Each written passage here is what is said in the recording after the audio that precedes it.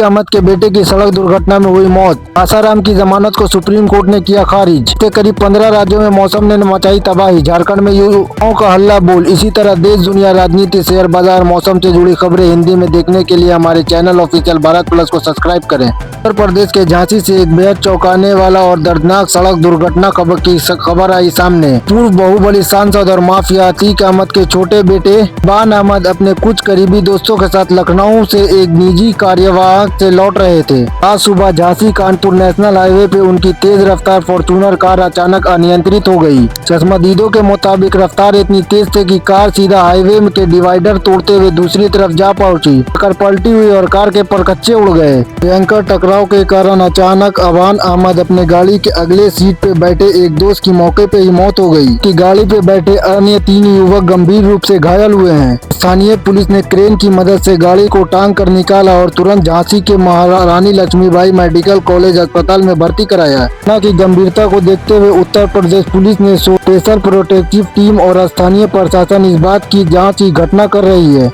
क्या ये महज एक कार दुर्घटना थी या कोई तकनीकी खराबी या फिर किसी के पीछे कोई सोची समझी साजिश थी। बालिग से दुष्कर्म और यौन उत्पीड़न के संगीन मामले में राजस्थान के जोधपुर जेल में उम्र कैद आजीवन कारावास काट रहे आसाराम बापू को देश के सर्वोच्च अदालत ने एक बार फिर बहुत बड़ा कानूनी झटका लगाया। आसाराम बापू के वरिष्ठ वकील के टीमों ने कोर्ट में दलील दी थी कि वकीलों ने बेहतर इलाज के लिए दिल्ली या महाराष्ट्र के किसी निजी अस्पताल में जाने हेतु अंतरिम जमानत या सजा में कुछ समय के लिए स्थगित करने की मांग रखी। हालांकि सुप्रीम कोर्ट के जस्टिस अध्यक्ष वाली पीठ ने इस याचिका को पूरी तरीके से व्यवहारिक बताते हुए खारिज कर दिया। अदालत ने अपने आदेश में साफ कहा कि जेल प्रशासन और उसके सरकारी अस्पताल में ही इलाज करानी होगी जरूरी। उच्च स्तरीय चिकित्सा सुविधा उपलब्ध कराने के लिए पूरी तरीके से सक्षम है। कोर्ट ने यह टिप्पणी की कि उनके खिलाफ लगाए अपराध प्राकृतिक अथवा गंभीर है, इसीलिए केवल खराब स्वास्थ्य और सामान्य आधार पर उन्हें जेल से बाहर आने की अनुमति या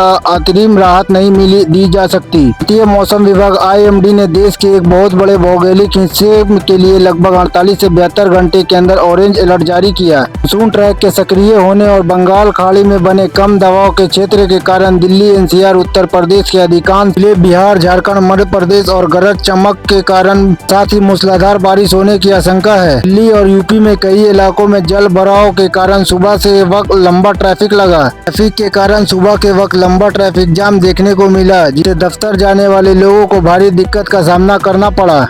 लगभग एक दशक से चल रहे देश के सबसे चर्चित और हाई प्रोफाइल यौनी उत्पादन मामले में आज बॉम्बे हाई कोर्ट गोवा पीठ ने एक ऐतिहासिक और कड़ा निर्णायक पेश करने के लिए फैसला सुनाया। अदालत ने तहलका मैगजीन के संस्थापक और पूर्व मुख्य संपादक एडिटर ऑफ चीफ तरुण पाल को साल 2013 में गोवा के एक प्राइवेट होटल में ही एक जूनियर महिला सहकर्मी पत्रकार के साथ जबरन यौन उत्पीड़न और पद का दुरुपयोग करने के मामले में पूरी तरह दोषी पाया। फैसले के साथ ही हाई कोर्ट ने गोवा के निचले अदालत उस पुराने और विवादित फैसले को पूरी तरीके से पलट दिया। इसमें तेजपाल को संदिग्ध और लाभ देते हुए कर दिया गया था। हाई कोर्ट ने पीड़िता के गवाही को बेहद विश्वसनीय माना और इलेक्ट्रॉनिक की राजधानी रांची में सरकारी नौकरी की परीक्षा में कथित पेपर लीक में फूट रचिता इनामों और व्यापक घोटाले के खिलाफ आज राज्य के युवकों ने छात्रों का गुस्सा सातवें आसमान पे पहुंच गया है। पिछले लगभग 13 दिनों से विभिन्न छात्र संगठन बैन ताले हजारों छात्रों राजभवन के सामने कड़ी धूप और बारिश में शांतिपूर्ण धरना पर बैठे थे। सरकार की तरफ से कोई भी ठोस शासन न मिलने के कारण छात्रों ने आर पार की लड़ाई का ऐलान कर दिया है। उन्होंने राज्य सरकार को अल्टीमेटम दिया कि अगर 24 घंटे के भीतर उनकी मांग नहीं मानी गई तो 10 अगस्त को वो झारखंड विधानसभा के पूर्ण ऐतिहासिक घेराव करेंगे। आंदोलन के उग्र होने के कारण कानूनी व्यवस्था बिगड़ने की आशंका देखने को मिली। मुख्यमंत्री हेमंत सोरेन ने सरकारी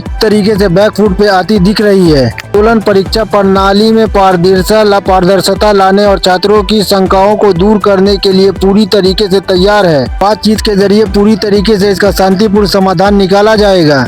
भारतीय सेना का स्ट्रेटजी प्लान कमांडर SFC और रक्षा अनुसंधान के लिए विकसित संगठन DRDO को ने मिलकर देश के सैन्य ताकत में एक और स्वर्णिम अध्याय जोड़ दिया है। सामरिक मिसाइल अग्नि-4 का सफलता यूज ट्रायल पूरा किया। उड़ीसा के तट से स्थित चंदीपुर इंटोग्रॉड टेस्ट पर ITR लॉन्चिंग पैड से सुबह इस मिसाइल को दागा जाएगा। मिसाइल ने अपनी उड़ान के दौरान बेहद स्ट्रिक्ट तरीके से काम किया और बंगाल की खाड़ी में तय किए गए अपने अंतिम लक्ष्य को बिल्कुल अचूक सटीक तरीके से तबाह कर दिया। 4000 किलोमीटर प्रति घंटा की क्षमता से आने वाले इस आधुनिक मिसाइल की सतह से सतह और की मार करने वाली और यह पहली अपनी परमाणु हथियार ले जाने वाली पूरी तरीके से सक्षम है। यह मिसाइल के आधुनिक 5वीं पीढ़ी के शूटर और नैनोग्राफ सिस्टम दुश्मन के रेडार को चकमा देने में माहिर है। रक्षा विशेषज्ञों का मानना है कि इस सफल परीक्षण में भारतीय राष्ट्रीय सुरक्षा और हिंद प्रशांत क्षेत्र में देश की प्रमुखता व संरचना प्रयोग क्षमता को एक और नई उपभोक्ता मिल सकती है। खबरों में फिलहाल इतना ही। देश दुनिया राजनीति शेयर बाजार मौसम से जुड़े खबरें हिंदी में देखने के लिए हमारे चैनल ऑफिशियल भारत प्लस को